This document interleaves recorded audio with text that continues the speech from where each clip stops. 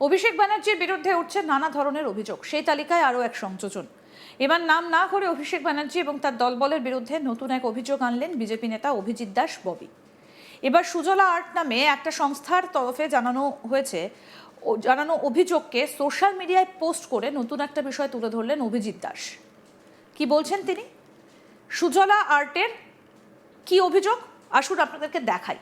সুজলা আর্টের তরফে তাদের সংস্থার প্যাডে অভিজিৎ দাস ববিকে জানানো হয়, আমি ব্রহ্মানন্দ বণিক, সাতগাছিয়া ২ নম্বর ব্লক তৃণমূল কংগ্রেসের প্রাক্তন সভাপতি নবকুমার বেতাল মহাশয়ের অনুরোধে সেবাশ্রয় নিঃশব্দ বিপ্লব এবং ২০২৬ সালের বিধানসভা নির্বাচন উপলক্ষে প্রচারের জন্য বিপুল পরিমাণ ব্যানার, ফ্লেক্স সহ বিভিন্ন ধরনের ব্র্যান্ডিংয়ের কাজ সম্পন্ন করি।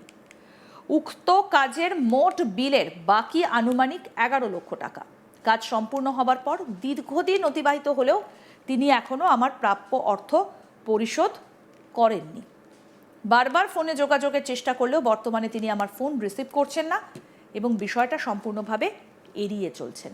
অতএব আপনার নিকট বিনীত আবেদন, বিষয়টা মানবিক দৃষ্টিভঙ্গিতে বিবেচনা করে যথাযথ হস্তক্ষেপের মাধ্যমে আমার ন্যায্য পাওনা অর্থ আদায়ে সহযোগিতা করার ব্যবস্থা করলে আমি ও আমার পরিবার চিরকৃতজ্ঞ থাকব।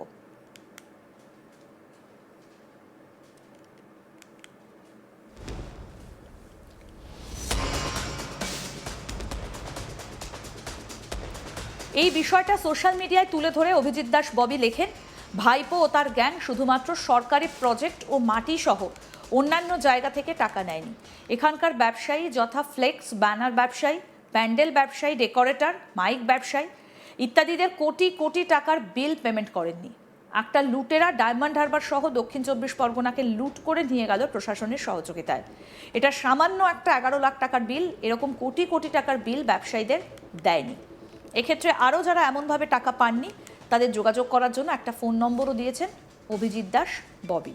অনেকেই মনে করছেন এখানে ভাইপো বলতে অভিষেক ব্যানার্জিকে নিশানা করা হয়েছে।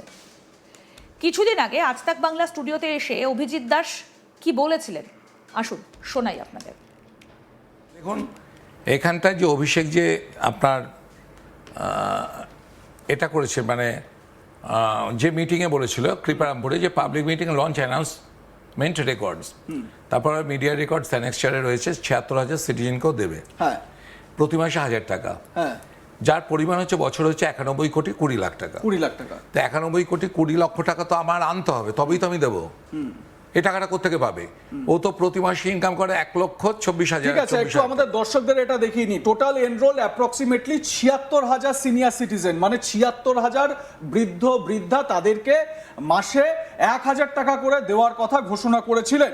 অ্যাপ্রক্সিমেটলি ৯১ কোটি ২০ লক্ষ টাকা দেওয়ার কথা।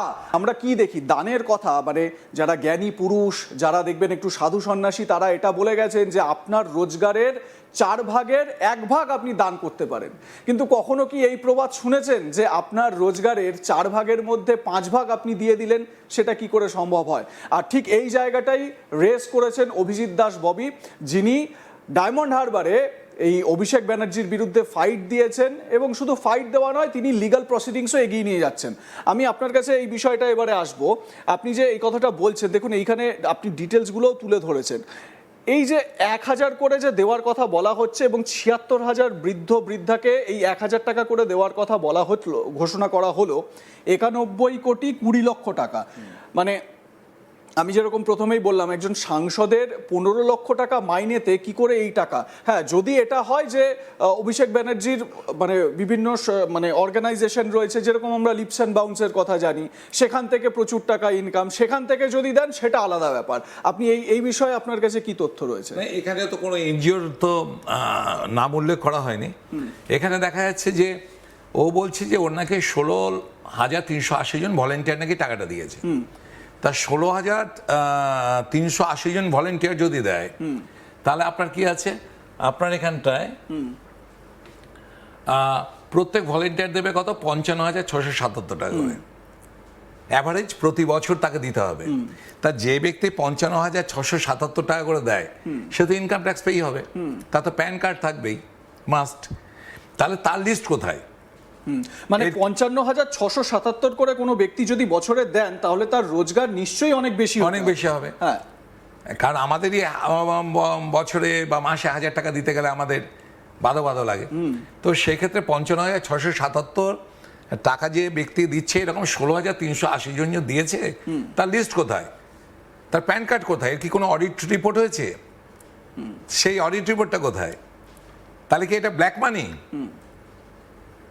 আমি বোঝাতে পারছি? একদম। এগুলো তো মানুষ জানতে চাইবে, কারণ তুমি আমাদের যে লোকদের নিয়ে তুমি ঠিক ভোটের আগেই 2024 সালের ভোটের ঠিক আগেই জানুয়ারি মাসে তুমি এটা দেখিয়ে দিলে যে আমার এখানটায় এটা কত, 4 নম্বর 12 নম্বর পেজটা খুলুন। 12 নম্বর আসছে, 12 নম্বর পেজ এসে গেছে 12 নম্বর পেজ। 12 নম্বর পেজ। ও প্রথমে কি করছে, ও প্রথমে হচ্ছে 10/11/2023, সেখানে বলছে গত 1-1.5 মাস ধরে আমি ডায়মন্ড হারবার লোকসভা এলাকার প্রশাসনের কাছে খবর নিয়েছি, জেনেছি 70,000 মানুষ দুয়ারে সরকারের শিবিরে নতুন করে বার্ধক্য ভাতা পাওয়ার জন্য নাম লিখিয়েছে। তাদের আমরা আমাদের সাধ্যমতো বার্ধক্য ভাতা দেব। এখানটায় এই যে ডট মানে 6,380 জন তৃণমূল কর্মী রয়েছে, তাদের থেকে 16,380 জন রয়েছে, তাদের থেকে 7 জনই বার্ধক্য ভাতা দেওয়া হবে। এটা কবে বলেছে? 10/11/2023। এটা হচ্ছে ফলতাতে বলেছিল, পাবলিক র্যালি অ্যাট ফলতা। এরপর লঞ্চ করলো হচ্ছে আপনার কৃপারামপুরে, বিষ্ণুপুর থানা অন্তর্গত, যার জন্য এফআইআরটা বিষ্ণুপুর থানায় করতে বলেছেন আপনি। হ্যাঁ, 7/11/2024, 16,380 party volunteers will contribute funds out of their personal capacities towards providing a monthly pension of rupees 1,000 to 76,000। অর্থাৎ তাদের নিজস্ব টাকা থেকে তারা 55,677 টাকা করে দেবে। টেলিগ্রাফ প্রত্যেকটা ও নিজের এআইটিসি হ্যান্ডেলেও এটা দিয়েছে। এবং 25/6/2025 পাবলিক র্যালিতে বলছে কি, এটা পরে আসছে আমি, এই যে 16,380 জন, এই লিস্ট কোথায়? এবং ঠিক ভোটের আগে, ভোট আপনার হলো ফেব্রুয়ারি মাসের শেষের দিকে ভোটটা ঘোষণা হয়েছে আপনার, সরি মার্চের ফার্স্ট উইকে মনে হয়। হ্যাঁ, আপনার ঠিক তার আগে ওইখানটা যে মানুষকে বিভ্রান্ত করলো, তাই 77,000 জনের লিস্ট কোথায়?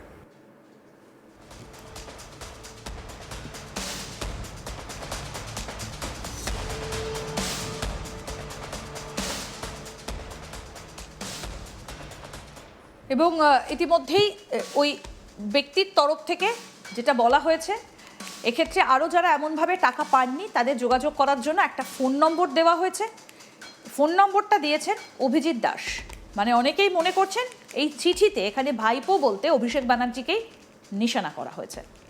আরও আপডেট পেতে দেখতে থাকুন আজ তাক বাংলা, সাবস্ক্রাইব করুন।